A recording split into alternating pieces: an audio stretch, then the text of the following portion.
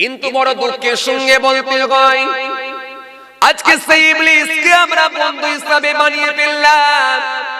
খালাতো ভাইয়ের সঙ্গে মামাতো ভাইয়ের ঝগড়া, কি নিয়ে ঝগড়া? এরও চায়ের দোকান, ওরও চায়ের দোকান। একটা দোকানে খরিদ্দার বেশি আর একটা দোকানে খরিদ্দার কম। ঝগড়া, জমির আল ছাড়তে গিয়ে ঝগড়া। আলটা একটু বেশি কেটে ফেলেছে বলে চাচা ভাগনাই, চাচা ভাইপোই ঝগড়া, মামা ভাগনাই ঝগড়া।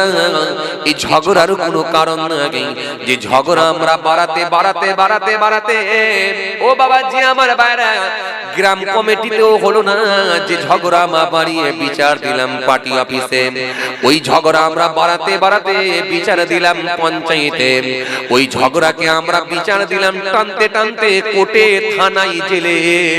এতেও যখন আমরা পারলাম না, সঠিক যখন বিচার পেলাম না, শেষে বললাম সঠিক বিচার করব, তোকে আর জানিয়ে বাঁচতে দেব না। লাস্টে আমি বড় একটা অস্ত্র নিয়ে, বড় একটা বাঁশ নিয়ে বিসমিল্লাহ আল্লাহু আকবার বলে প্রতিবেশী একটা ভাইকে, চাচাকে যখন মাথায় ঝেড়ে দিলাম, উনি যখন মৃত্যুবরণ করলেন, মারা গেলেন, ওনাকে তুলে নিয়ে গিয়ে কবরে ঢুকিয়ে দেওয়া হলো। তখন মনে হয় তোমার জানে শান্তি হলো। পেলে কি বলো, একজন তো কবরে গেল আর তুমি তো জেলে পৌঁছে গেল। ওখানে তুমি জেলে গেলে আর একজন কবরে এলো, তুমি কবরে আর উনি জেলে, তো লাভটা কি হলো বলো?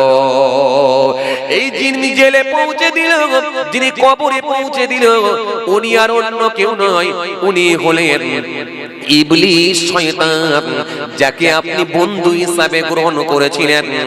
তার কথাতে তাকে মেনে নিয়ে, তার কথার আপনি প্রাধান্য দিয়ে আপনার চাচাকে আপনি কবরে ঢুকিয়েছেন, আর আপনি ভাইপো জেলের জায়গাটা বেছে নিয়েছেন। এটা আপনাকে অন্য কেউ পরামর্শ দেয় না, এই পরামর্শটা দিয়েছে ইবলিস, শয়তান। এই জন্য কোনো কিছু কাজ করার আগে নিজের বিবেককে একবার জিজ্ঞাসা করে দেখবেন, রাগকে কন্ট্রোল করার চেষ্টা করবেন। রেগে গিয়ে যেন, ও বাবাজি আমার ভাইরা, রেগে গিয়ে ফেড আপ হয়ে গিয়ে এমন কিছু কাজ করবেন না যেটা মানুষকে আপনি জানের ক্ষতি করে ফেলবেন, যেটা আপনার ভাইয়ের ক্ষতি করবেন, মায়ের ক্ষতি করবেন, চাচার ক্ষতি করবেন, বাপের ক্ষতি করবেন। সুতরাং এরকম কোনো কাজ করবেন না। রাগকে কন্ট্রোল করার চেষ্টা করুন, রাগকে খেয়ে নেন। এই জন্য শরীয়ত বলেছে রাগ হলো খারাপ। এই জন্য রাগকে খেয়ে নেবার চেষ্টা করুন। রেগে গিয়ে এমন কিছু অঘটন ঘটাবেন না যাতে করে আপনাকে জেলে থাকতে হয় আর আপনার প্রতিবেশী ভাইকে কবরে থাকতে হয়। এরকম কোনো ঘটনা যেন ঘটাবেন না। এই জন্য রব্বুল আলামিন আল্লাহ কোরআনে কারীমের মধ্যে বললেন, আল্লাহু ওয়ালিউল্লাযীনা আমানু ইখরিজুহুম মিনাজ যুলামাতি ইলান নূর ওয়াল্লাযীনা কাফারু আউলিয়াহুমুত তাগুত ইখরিজুহুম মিনান নূরি ইলাজ যুলামাত উলাইকা আসহাবুন নার হুম ফিহা খালিদুন। আল্লাহ এখানে স্পষ্ট ঘোষণা দিয়ে বললেন, আল্লাহু ওয়ালিউল্লাযীনা আমানু, আল্লাহ বলে আমি হলাম ইমানদারদের বন্ধু। ইখরিজুহুম মিনাজ যুলামাতি ইলান নূর, আমি আল্লাহ তাদেরকে নিয়ে আসি অন্ধকার হইতে আলোর দিকে। ওয়াল্লাযীনা কাফারু আউলিয়াহুমুত তাগুত, আর যারা অবিশ্বাসীদের অভিভাবক। আর ওয়াল্লাযীনা কাফারু আউলিয়াহুমুত তাগুত ইখরিজুহুম মিনান নূরি ইলাজ যুলামাত, আর অবিশ্বাসীদের অভিভাবক হলো শয়তান, সে নিয়ে যায় আলো হইতে অন্ধকারের দিকে। এজন্য শয়তান হলো অবিশ্বাসীদের গার্জিয়ান, শয়তান হলো অবিশ্বাসীদের গার্জিয়ান, শয়তান হলো খারাপ মানুষদের অভিভাবক, সে নিয়ে যায় আলো হইতে অন্ধকারের দিকে। শয়তানের কাজ হলো শুধু অন্ধকারে পৌঁছে দেওয়া। আল্লাহ এরপরে বললেন, উলাইকা আসহাবুন নার, ওরাই তো যোগবাসী যারা শয়তানের কথাই প্রাধান্য দিয়েছে বেশি।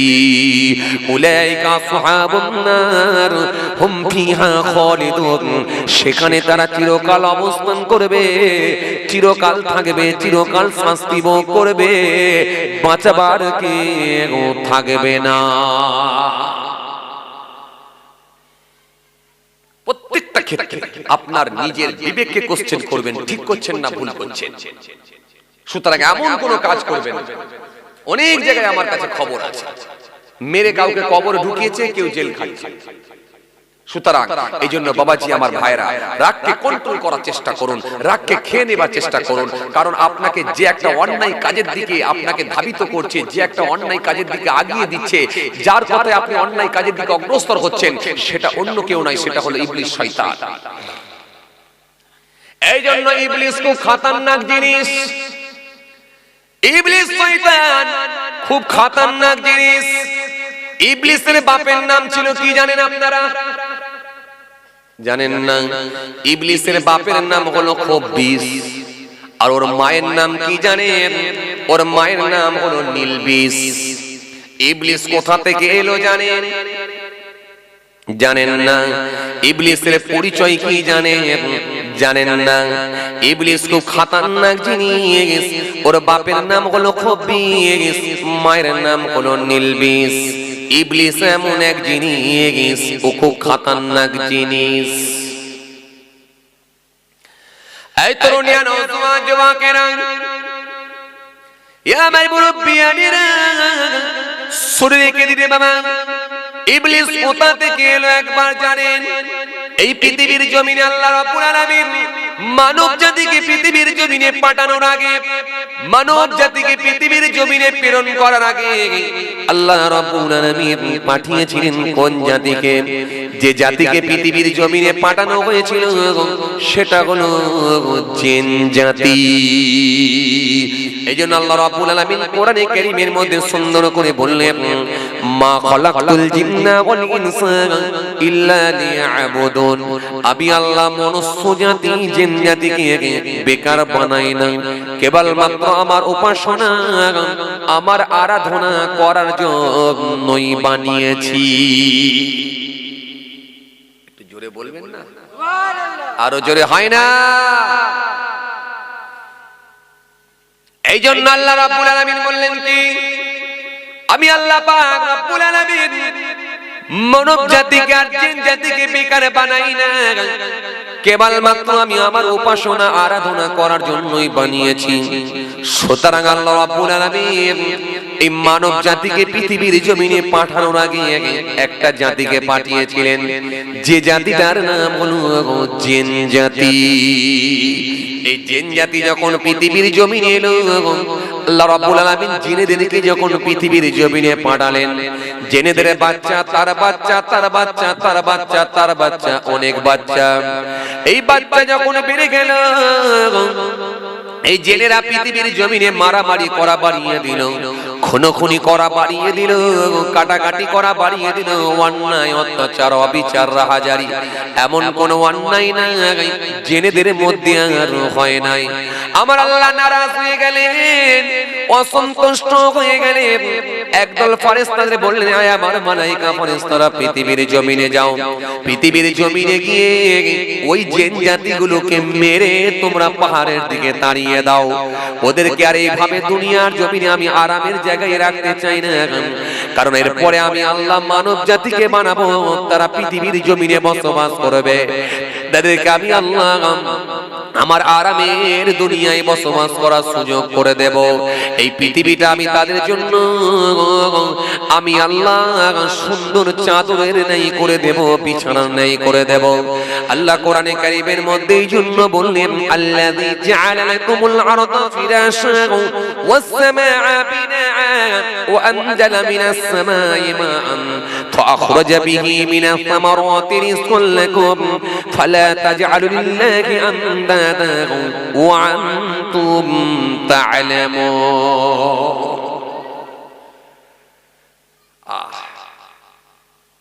কত তার বান্দাদেরকে ভালোবাসে, কিন্তু বান্দা সুদখোর।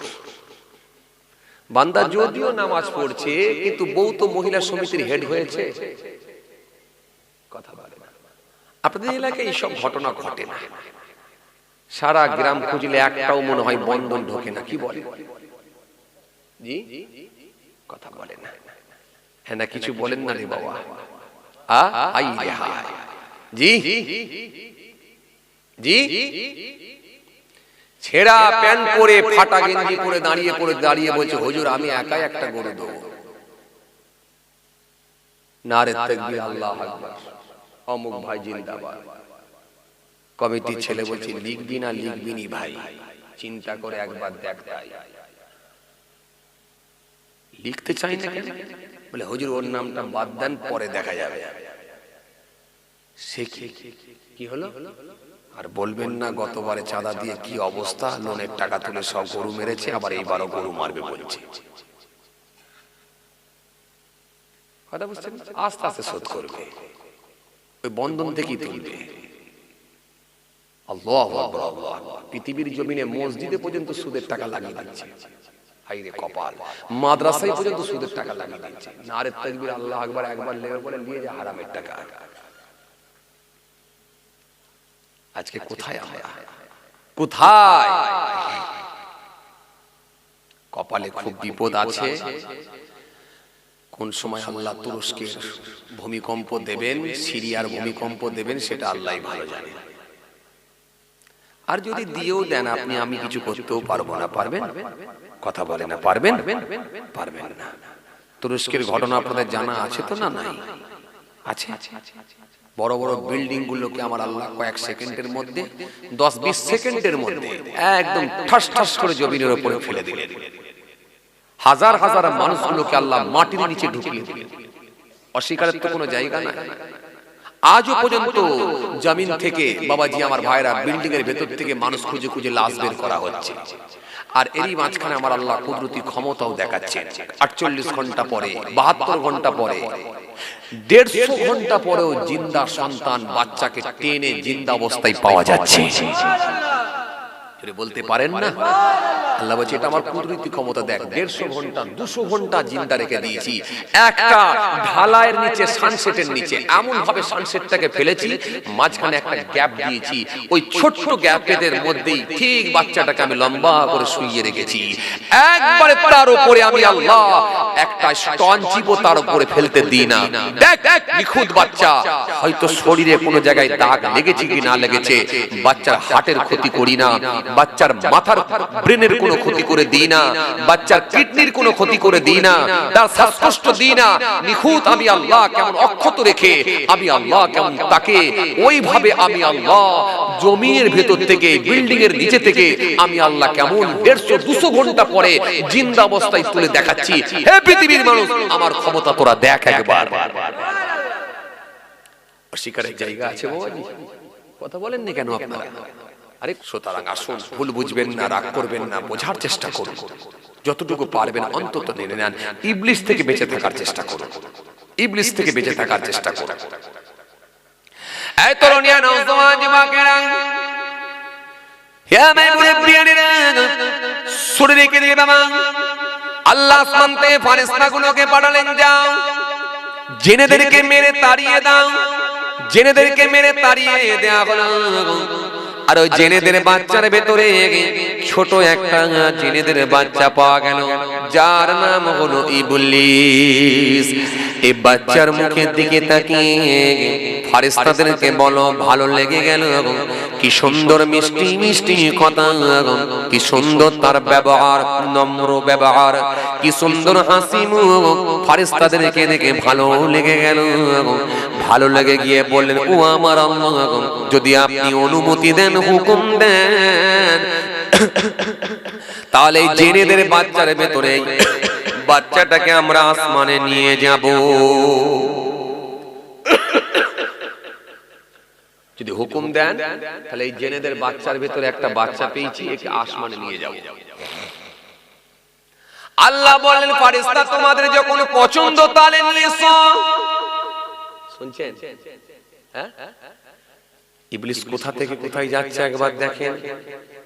আল্লাহ বললেন, তোমাদের পছন্দ যখন, তোমরা তাহলে নিয়ে এসো। ফেরেশতাদেরকে আমার আল্লাহ বললেন, যাও নিয়ে এসো।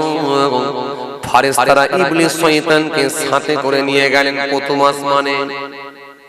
কিন্তু ইবলিস খুব মেধাবী ছিল, ইবলিস খুব তীক্ষ্ণ ব্রেনের ছিল, ইবলিসের স্মৃতিশক্তি খুব বেশি ছিল। যেটা একবার দেখে নিত, একবার যেটা শুনে নিত, আর কখনো ভুলতো না।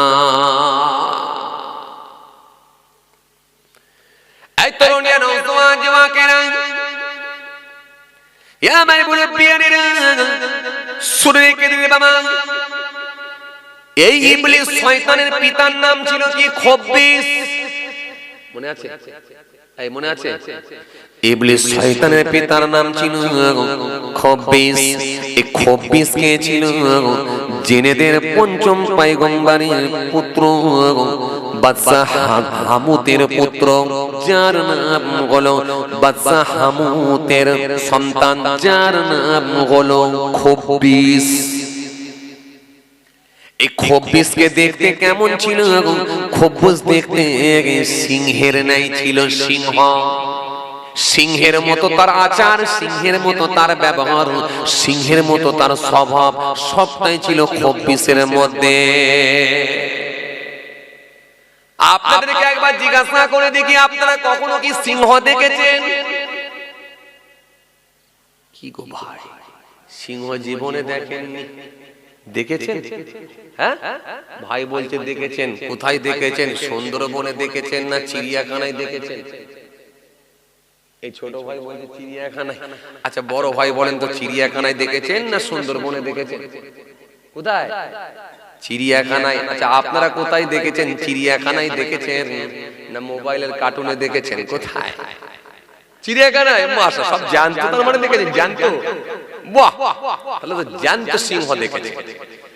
তার মানে সিংহ সম্পর্কে আপনারা ভালোই অবগত আছেন। কেমন দেখতে, চেহারা কেমন, ওর গলা কেমন, লোম কেমন, মুখ কেমন, সব আপনাদের মনে আছে। কিন্তু ইবলিসের বাপ হলো খব্বিস, তাকেও দেখতে ছিল সেরকম সিংহের মতো পুরো চেহারা। এই জন্য বাবাজি আমার ভাইরা, যার নাম হলো খব্বিস, আর ইবলিসের মায়ের নাম ছিল নীলবিস। সে কেমন দেখতে ছিল জানেন? সে দেখতে ছিল নেকড়ে বাঘের মতো, নেকড়ে বাঘের মতো তার চেহারা ছিল।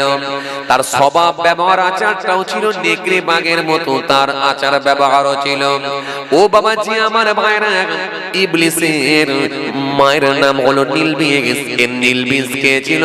বাদশাহ হামুতের কন্যা, যার নাম হলো নীলবিস। তাহলে বাপ হলো খব্বিস, মা হলো নীলবিস। বাপ হলো সিংহ আর মা হলো নেকড়ে বাঘ। মালটা কেমন হবে বুঝতে পারছেন? কথা বলে না, কথা বলে না। জিনিসটা কেমন হবে বুঝতে পারছেন? কোথাকার প্রোডাক্ট বোঝা যাচ্ছে বাবা। আরে কথা বলেন না কেন? ঘুমালে হয়? এই ঘুমাচ্ছে। ঘুমলে কাটিয়ে চলি বলেন দেখি। ঘুমাচ্ছে, ঘুমাই নাকি? জলসা শুনতেছেন মাশাআল্লাহ, একটু মজা করে জলসা শুনবেন, নতুন নতুন কিছু জানবেন, ভালো লাগবে, কোরআন হাদিসের কথা শুনবেন। এত ঘুম ঘুম কেন? এত টেনশন কেন? মাশাআল্লাহ মাশাআল্লাহ মাশাআল্লাহ। অন্য কিছু নাই, রাত হচ্ছে তো, রাত হলে একটা ঘুমের সঙ্গে সম্পর্ক থাকবেই, এটা ঠিকই, এটা ঠিকই। কারণ রাতকে তো আল্লাহ আরামের জন্যই করেছে, কথা ঠিক কি না বলে বলেন? রাত হলে ঘুম একটা আসা স্বাভাবিক, অন্য কিছু নাই। তবু আপনারা ভালো মানুষ, নেক মানুষ, চেষ্টা করছেন যে ঘুম ছাড়িয়ে হলো ওয়াজ শুনবো। আলহামদুলিল্লাহ। দেখেন না আমার চাচা উঠে পড়লো, চাচা উঠে পড়লো। আল্লাহ কবুল করুন, আল্লাহ কবুল করুন। চলেন, কোন জায়গায় ছিলাম যেন বাবাজি? হ্যাঁ জোরে বলো। হ্যাঁ ঠিক ধরেছে, খব্বিস। তাহলে কোথাকারের প্রোডাক্ট বুঝতে পারছেন? তাহলে বাপ হলো সিংহের মতো আর মা হলো নেকড়ে বাঘের মতো। তাহলে জিনিসটা কেমন হবে এবার বোঝা যাচ্ছে, কথা বুঝতে পারছেন? কোন বর্ণনায় পাওয়া যায় এই খব্বিসের সঙ্গে নীলবিসের বাবাজি আমার ভাইরা জাহান্নামের মধ্যে মিলনের হওয়ার পরে আমার আল্লাহ রাব্বুল আলামিন ইবলিস শয়তানের জন্ম দিয়েছিলেন। আর ইবলিস শয়তান জন্মগ্রহণ করেছিল সেটা কিন্তু জাহান্নামের আগুনে।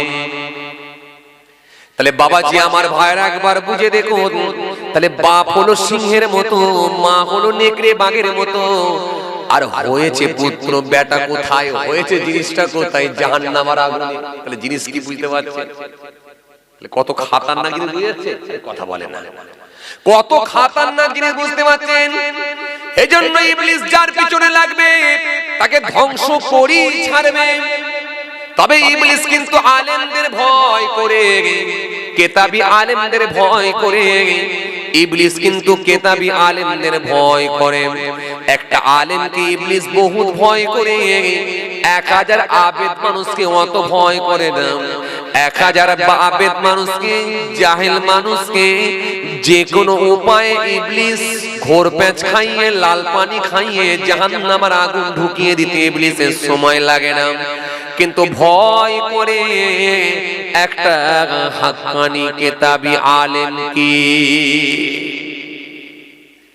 এই ইবলিস এমন একটা জিনিস, নবী রাসূলদেরকেও ছাড়ে না, আউলিয়া কেরামদেরকেও ছাড়ে না, কেতাবি আলেমদেরও ছাড়ে না। সকলকে ধোঁকা দেবার চেষ্টা করেছিল। এমনকি বড় পীর সাহেবকেও গিয়ে ধোঁকা দেবার চেষ্টা করেছিল।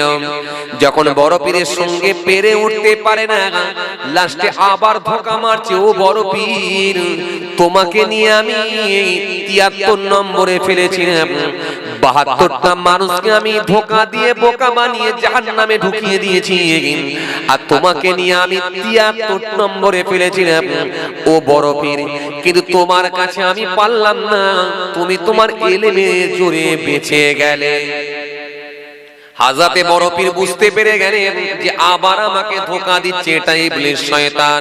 হাজরাতে বড় পীর সাহেব সেই সময় লা হাওলা ওয়ালা কুওয়াতা ইল্লা বিল্লাহ পড়ে নিয়ে বলেছিলেন, এই ইবলিস শোন, জেনে রেখে দে, আমি আমার ইলমের জোরে বাঁচি না, আমাকে আমার রব্বুল আলামিন আল্লাহ দয়া করে বাঁচিয়ে দিয়েছে। আবার জোরে বলেন, আরো জোরে বলেন। সেই ইবলিস বড় পীরের কাছে ব্যর্থ হলো, পারল না। কিন্তু এই ইবলিস কিন্তু কারোর উপর হাল কিন্তু ছাড়ে না। আমাদের আদি পিতা যার নাম হলো হযরত আদম আলাইহিস সালাম, হযরত আদম আসলামকে আল্লাহ জান্নাতের ভেতরে প্রবেশ করিয়েছিলেন। হযরত আদম আসলামকে আমার আল্লাহ বানানোর পরে 40 বছর হযরত আদম আসলামের শরীর ফেলে রেখেছিলেন।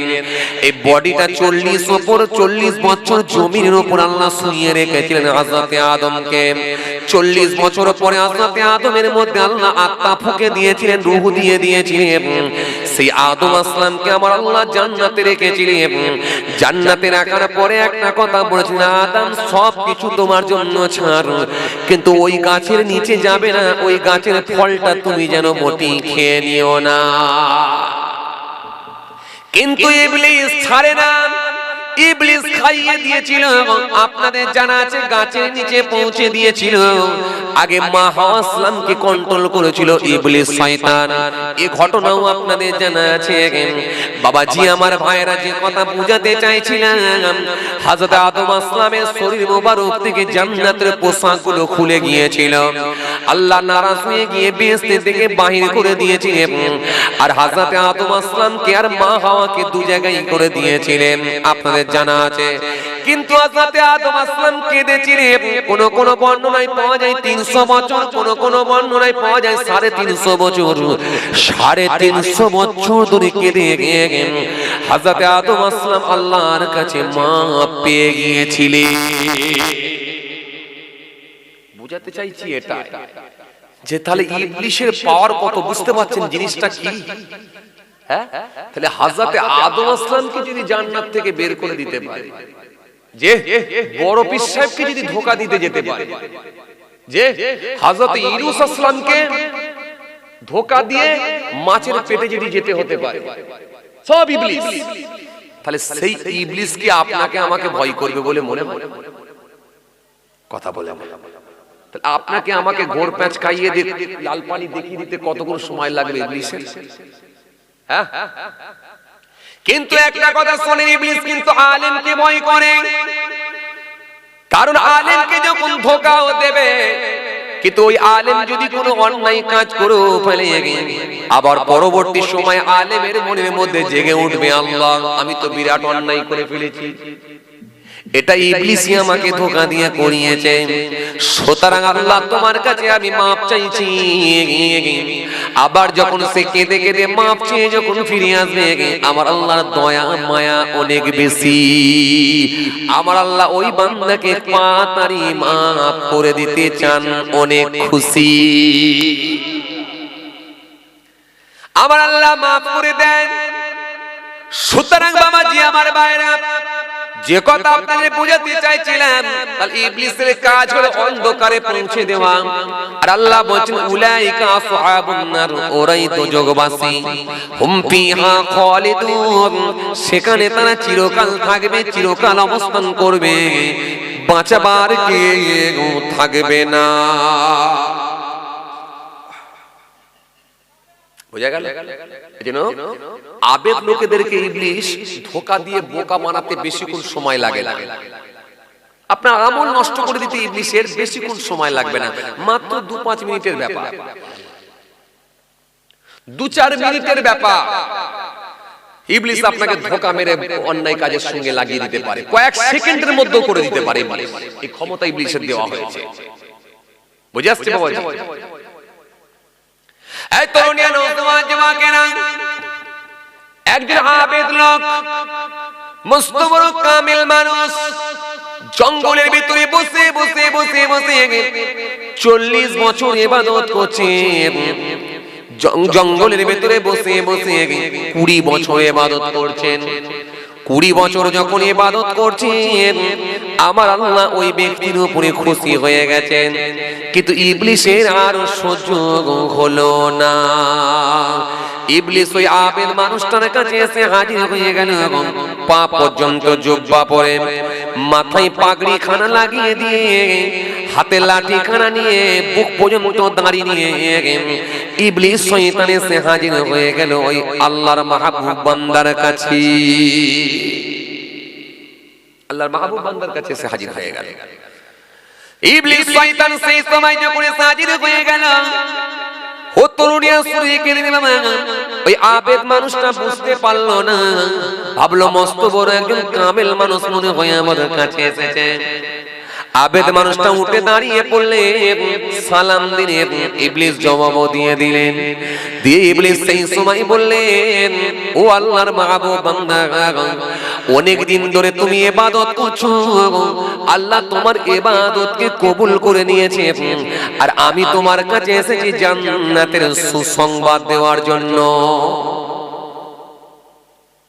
কি আওয়াজ বুঝতে পারছেন? ওই মানুষটা তখন খুশিতে অস্থির হয়ে যায়, উঠে দাঁড়িয়ে পড়েছে, দাঁড়িয়ে বলে হুজুর আপনি আমাকে কি সংবাদ দিলেন? তখন ইবলিস বলল, শোনো, তবে একটা কথা তোমাকে ওসিয়ত করে যাই, শোনো, তুমি কি জানো না ইসলাম অপচয়টা কখনো করতে কিন্তু বলে না। ইসলাম সব সময় অপচয় করতে বারণ করেছে। সুতরাং যেগুলো প্রয়োজন না সেগুলো ব্যবহার করার কোনো দরকারও নাই। তোমার চোখ কটা? বলে আমার চোখ হলো দুটো। তোমার নাকের ছিদ্র কটা? বলে আমার নাকের ছিদ্র হলো দুটো। তোমার কান কটা? বলে আমার কান হলো দুটো। আরে তোমাকে আমি যে একটা কথা বলি শোনো, যদি তোমার দুটো চোখের ভেতরে একটা চোখকে যদি পট্টি মেরে বন্ধ করে দাও, এতে কি তুমি একটা চোখ নিয়ে কাজ চালাতে পারবে না? পারা যাবে? কথা বলে না, পারা যাবে? পারা যাবে কেন? পৃথিবীর জমিনে অনেক কানা লোক আছে, এক চোখে অন্ধ আছে না নাই? তারাও তো কাজ চালাচ্ছে। তাহলে তোমার চোখটা যদি পট্টি মেরে বন্ধ করে দেওয়া হয়, এক চোখে কাজ চালাতে পারবে কি পারবে না? বলে হ্যাঁ, 100% পারা যাবে। মানে তোমার নাকে যদি একটা পট্টি লাগিয়ে দেওয়া হয়, আর একদিকের কান দিয়ে কি কাজ চালাতে পারবে? বলে হ্যাঁ পারবো। বলে নাকের ছিদ্রের মধ্য থেকে যদি একটা ছিদ্রকে যদি বন্ধ করে দেওয়া হয়, আর একটা ছিদ্রতে তুমি কি কাজ চালাতে পারবে? বলে হ্যাঁ পারবো। বলে তাহলে শোনো, ব্যবহার করবে কম, ইবাদত করবে বেশি, আর আমার আল্লাহ তত বেশি খুশি। আচ্ছা বলেন, এই অফারটা যদি আপনাদের কাউকে দেওয়া হতো, আপনারা কি লাগাতেন না? আচ্ছা আপনারা বলেন তো দেখি, এই অফারটা যদি দেওয়া হতো আপনারা কি লাগাতেন না? কোন বুজুর্গ ব্যক্তি এসে যদি বলে দিত, আপনারা কি লাগাতেন কি না? কথা বলেন না কেন? হ্যাঁ না, দুটো অপশন তো, একটা পর যেটাও বলে লাগাতেন কি লাগাতেন না? ফের কথা বলেন, বলছি লাগাতেন না লাগাতেন? হ্যাঁ ভাই বলছি লাগাতেন, আপনারা বলেন লাগাতেন না লাগাতেন না? লাগাতেন তো? হ্যাঁ, লাগাতো স্বাভাবিক তো। কারণ ব্যবহার করবো কম, ডাকবো বেশি, কথা বলেন ঠিকই না? আল্লাহ তত বেশি খুশি, সবাই লাগাতাম আমরা, তাই না? উনি বললেন তাহলে আমিও লাগাই, তাহলে ভুল কিছু করেন? কথা বলেন, ভুল কিছু করেছে? ভুল কিছু করে না। উনিও কি করলেন? চোখে একটা পট্টি লাগিয়ে দিলেন, নাকের ছিদ্র বন্ধ করে দিলেন, কানের একটা পট্টি বন্ধ, কানের একটা পট্টি লাগিয়ে দিয়ে কানটা বন্ধ করে দিলেন। এক চোখ, এক নাকের ছিদ্র, এক কান নিয়ে কাজ চালাতে লাগলেন। কত বছর? আরো 20 বছর। তাহলে আগে 20 বছর আর পরে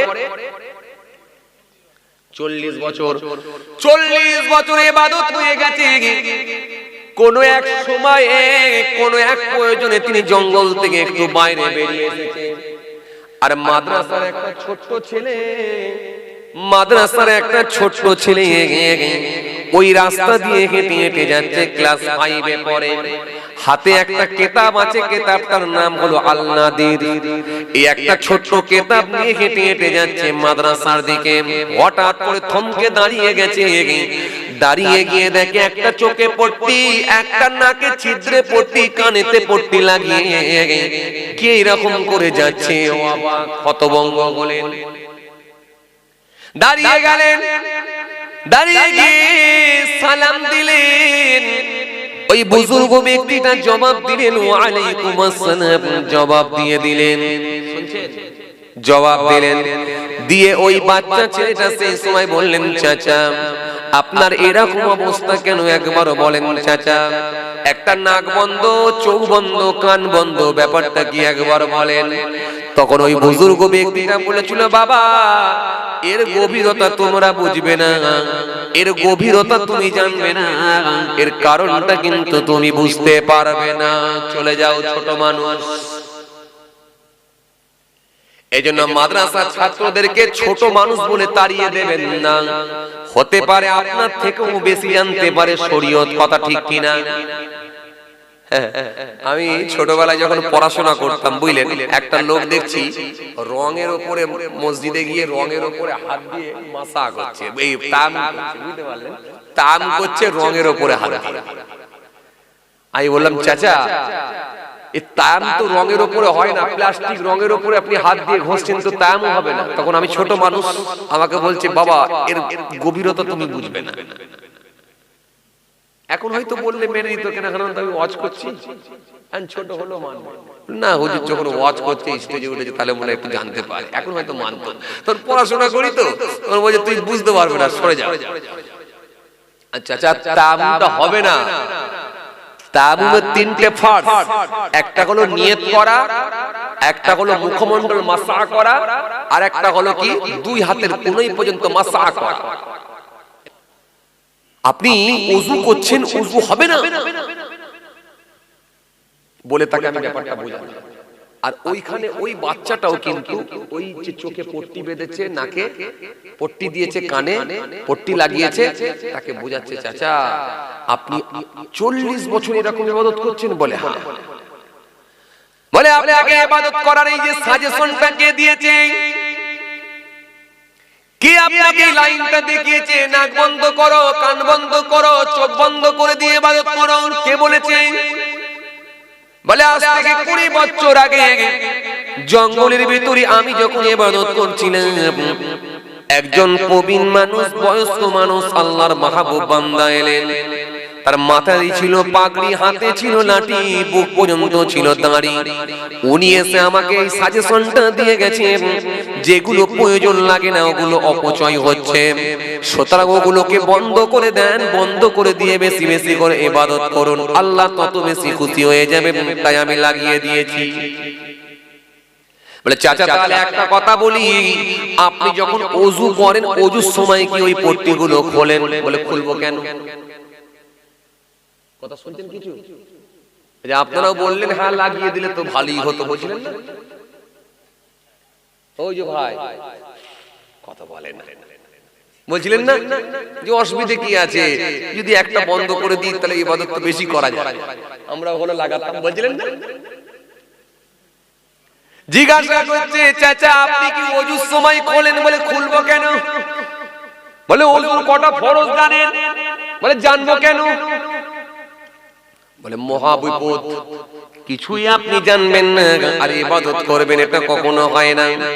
আল্লাহ কোরআনে কারীমের মধ্যে বলে ইযা যখন কুনতুম তোমরা ইচ্ছা করবে না সালাত নামাজের জন্য, ফাগসিলু ধৌত করো উজুহাকুম তোমাদের মুখমণ্ডল, ওয়া আইদিয়াকুম তোমাদের হাত, ইলাল মারাফিক কোনই পর্যন্ত টাকনা পর্যন্ত, আমসাউ মাসা করো বিরুসিকুম তোমাদের মাথা, ওয়া আরজুলাকুম তোমাদের পা, ইলাল কাবাইন টাকনা পর্যন্ত, গোড়ালি পর্যন্ত।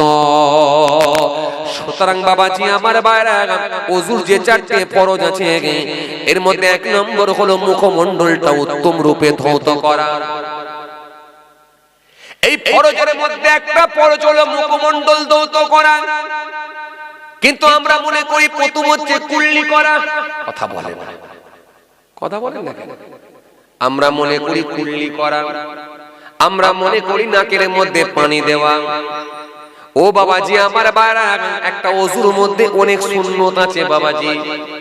আপনি যখন ওযু করছেন, ওযু করলে উঁচু জায়গায় বসলেন, উঁচু জায়গায় বসে আপনি উঁচু জায়গায় বসে আল্লাহর নাম নিয়ে শুরু করলেন, এটা একটা সুন্নত হলো। আপনার পকেটে যদি মেসওয়াক থাকে, এই মেসওয়াকটা নিয়ে ডান দিকে বাঁ দিকে একবার ঘুরিয়ে দিলেন, এটা আর একটা সুন্নত হয়ে গেল। কথা বলেন না কেন?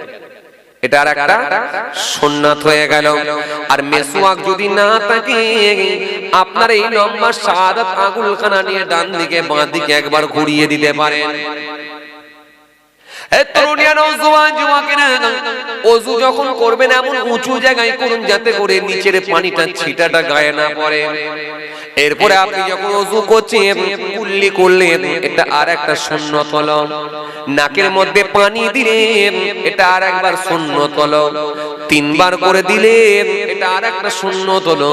সুতরাং ওযুর ভেতরে অনেক সুন্নত লুকিয়ে আছে, যেগুলো হয়তো আমরা অনেকেই জানি না। তা বলে মুখমণ্ডল ধৌত করা এটা সুন্নত নয়, এটা হলো ফরজ। এই জন্য ফরজের জায়গাতে ইবলিস বলেছিল গন্ডগোল পাকাও। কথা বলে না, কথা বুঝতে পারছেন কিছু? কেন? ইবলিস জানে যদি গন্ডগোল পাকাতে হয় তাহলে ফরজের জায়গাতে পাকাতে হবে, অন্য জায়গায় দিলে হবে না। কেন? ফরজ ছাড়লে তবেই তো গন্ডগোল হবে। কথা বলেন না কেন? ওজন্য বলল চোখেতে একটা পট্টি লাগাও যেন পানি না পৌঁছাতে পারে। কথা শুনছেন কিছু? শুনছেন? এজন্য ইবলিস বলল চোখেতে একটা পট্টি লাগাও আর নাকের ছিদ্রে তুমি বন্ধ করে দাও যাতে করে পানি না ঢোকে। ব্যাস এই ফরজের জায়গা যদি শুকনো রয়ে যায় তাহলে ওযু আর হবে না। ওযু না হলে নামাজ আর হবে না। 20 বছরের ইবাদত কোনো কাজে লাগবে না, পূর্বের ইবাদতটা নষ্ট হয়ে যাবে, সে কিছুই বুঝতে পারবে না। এই জন্য বাবাজি আমার ভাইরা, ওই বাচ্চা ছেলে মাদ্রাসার ছাত্র বলেছিল, চাচা যিনি আপনাকে এই সাজেশন দিয়ে গেছেন তিনি অন্য কোনো বুজুর্গ ব্যক্তি নয়, তিনি হলেন ইবলিস শয়তান। উনি আপনাকে ধোঁকা দিয়ে আপনার ইবাদতটা নষ্ট করে দিয়েছেন, যেহেতু ওযুর সময় আপনার পট্টিগুলো খোলেন না। আর যদি না বিশ্বাস করে পারলে আমার মুফতি সাহেব হুজুরের কাছে চলে যান মাদ্রাসায়। আমি ছোট্ট ছাত্র ফতোয়া দিয়ে গেলাম, 20 বছরের ইবাদত, আগের 20 বছরের ইবাদত 40 বছরের ইবাদত নষ্ট হয়ে গেছে। যান আপনি মুফতি সাহেবের কাছে ফতোয়া নিয়ে আসে। সব বিনা উজুই নামাজ। কি বলছি বুঝে যাচ্ছে? বুঝে যাচ্ছে বাবাজি? হ্যাঁ, এইজন্য একটা আলেমকে ইবলিস ভয় করে, কিন্তু 1000 দরবেশ লোককে ইবলিস ভয় করে না, কারণ জানে যে কোনো মুহূর্তে ওকে লাল পানি খাইয়ে দেবে। কিন্তু একটা আলেম হলে আবার কোরআন হাদিসের মাপকাঠি দিয়ে ভুল করলেও কিন্তু সে আবার মেপে দেখবে আমি ঠিক করলাম না ভুল করলাম। যখনই দেখবে ভুল হয়েছে সঙ্গে সঙ্গে আল্লাহর কাছে তওবা করে আবার ফিরে আসবে। এটা হচ্ছে আলেম। এই আলেমকে ইবলিস ভয় করে। কথা বুঝছেন?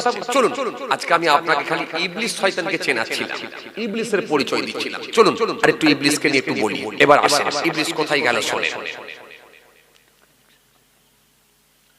ও চাঁদা তুলতে হবে না? ও আচ্ছা আচ্ছা আচ্ছা আচ্ছা, চাঁদা, মলম, পেছনে কলম,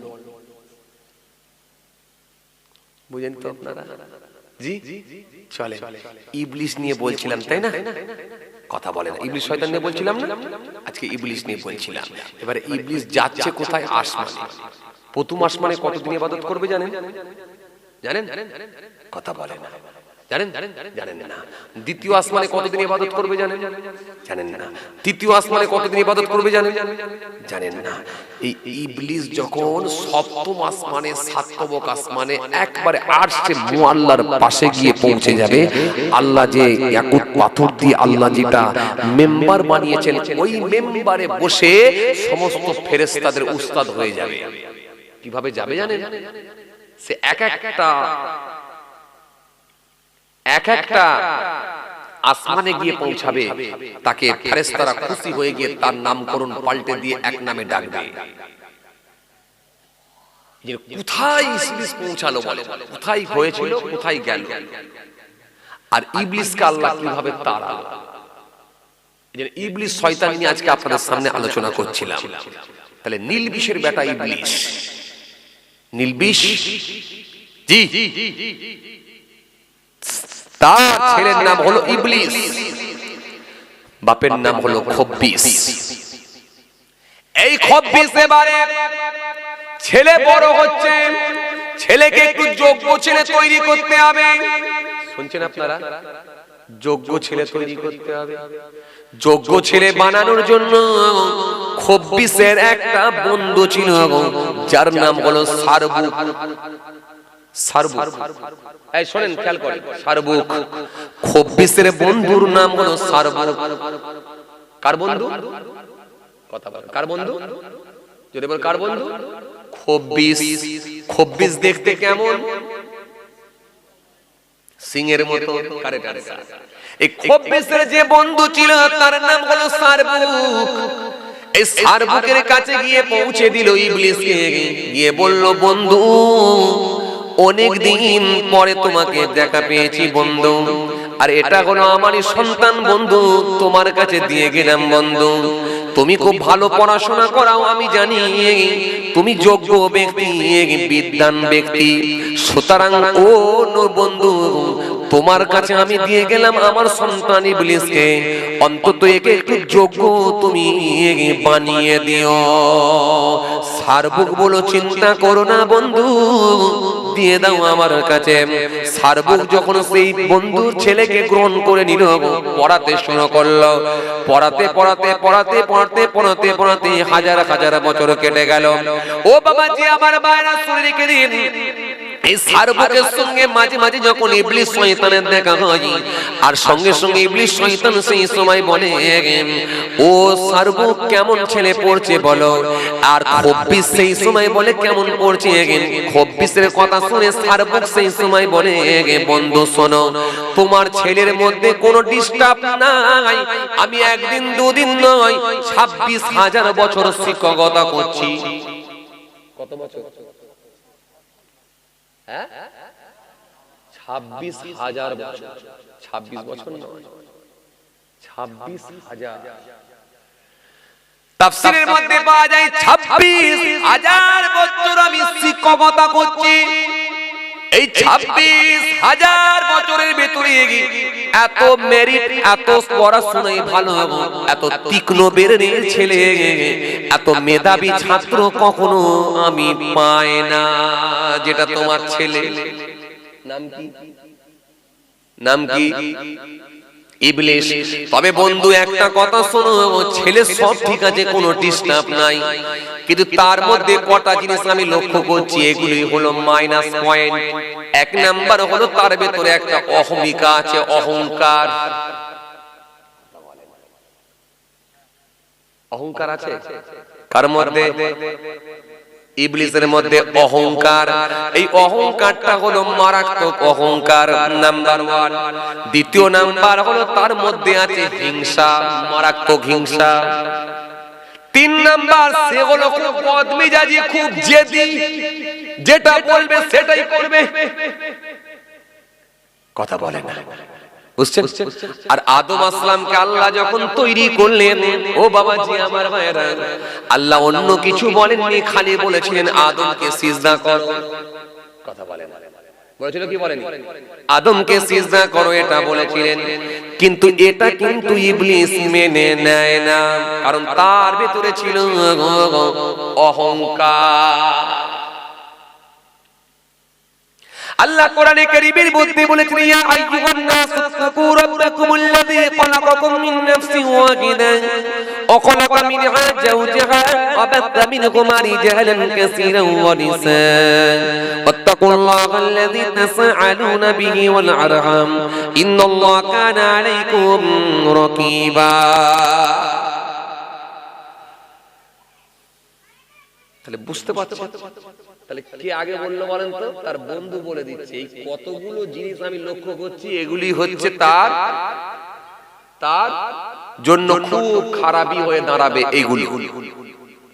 এটাই হচ্ছে মাইনাস পয়েন্ট। তার মধ্যে একটা আছে হিংসা আর অহংকার, খুব জেদ।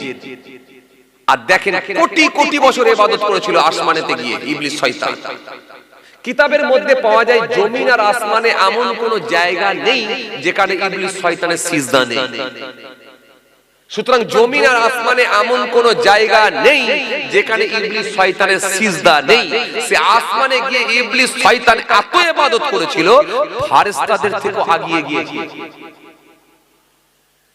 কিন্তু এই ইবলিসকে আল্লাহ বের করে দিলেন একটা কথা বলার বিনিময়ে। জানা আছে আপনাদের? চলেন এবারে প্রথম আসমানে যখন যাবে তার নাম কি দেয়া হবে? না আর বলবো না ভাই, অনেক সময় হয়ে যাচ্ছে, অনেক সময় হয়ে যাচ্ছে, অনেক টাইম হয়ে যাচ্ছে। চলে আসুন এদিকে, চলে আসুন। আর বলবো না, আল্লাহ নিয়ে এলে আবার কোনদিন হবে ইনশাআল্লাহ। কথা বুঝতে পারছেন? একটু চাঁদা তুলতে হবে। এখন তো চাঁদা তোলাটা তো ফরজে আইন হয়ে গেছে। কি বলেন আপনারা? কথা বুঝছেন না? জোহরের নামাজ, আসরের নামাজ, মাগরিবের নামাজ, আর এইদিকে জলসা হলে চাঁদা, এটা একটা ফরজে আইন। প্রত্যেকদিন চাঁদা তুলছি আমি। এই একটা চাঁদা তুলে দিয়ে এলাম, কালকেও তুলেছি, একটা তুলে দিয়ে এলাম, আর একটা পুরো ফরজে আইন। জলসা হলে মানে ফরজ হয়ে গেছে, এটা করতেই হবে, নালে কিন্তু আমলনামা আল্লাহ দরবারে কবুল হওয়া মুশকিল। যাই হোক, অল্প মানুষ, চলেন যা হয় তাই হয়। কথা বুঝছেন? ফেলে কেন দিবি তো উস্তাদজিকে দিয়া। কি বলো গো ভাই? ফেলে কেন দিবি তো উস্তাদজিকে দিয়া, জানেন তো আপনারা নাকি? আরে কথা বলেন না কেন, জানেন তো? হ্যাঁ বুঝছেন? এক ভাঁড় দুধ নিয়ে যাচ্ছে উস্তাদজির কাছে। উস্তাদজির কাছে, এই আমার দিকে তাকান, উস্তাদজির কাছে এক ভাঁড় দুধ নিয়ে যাচ্ছে। কথা বুঝলেন? এখন উস্তাদজি জিজ্ঞাসা করছে, এই ছেলে, তোমার মা আজকে এত দুধ দিয়ে পাঠিয়েছে, ব্যাপারটা কি বলো দেখি? বলে হুজুর বলবো। বলে হ্যাঁ বলো। বলে এত দুধ তো তোমার মা কখনো দেয়নি, এক ভাঁড় দুধ দিয়ে পাঠিয়েছে। বলে হুজুর আর বলবেন না, দুধটা বাইরে রাখা ছিল তো বিড়াল এসে মুখ দিয়ে দিয়েছে। মা বলছে ফেলে কেন দিবি তো উস্তাদজিকে দিয়া। কথা কিছু বোঝা গেল? মা বলছে ফেলে কেন দিবি তো উস্তাদজিকে দিয়া। তো হুজুর আপনার কাছে দিতে এলাম। তো হুজুর বলছে, হ্যাঁ বেয়াদব, যেই দুধটা তোর বাপ খায় না, তোর মা খায় না, তুই খাস না, সেই দুধটা আমাকে দিতে এসেছিস আমি হুজুর?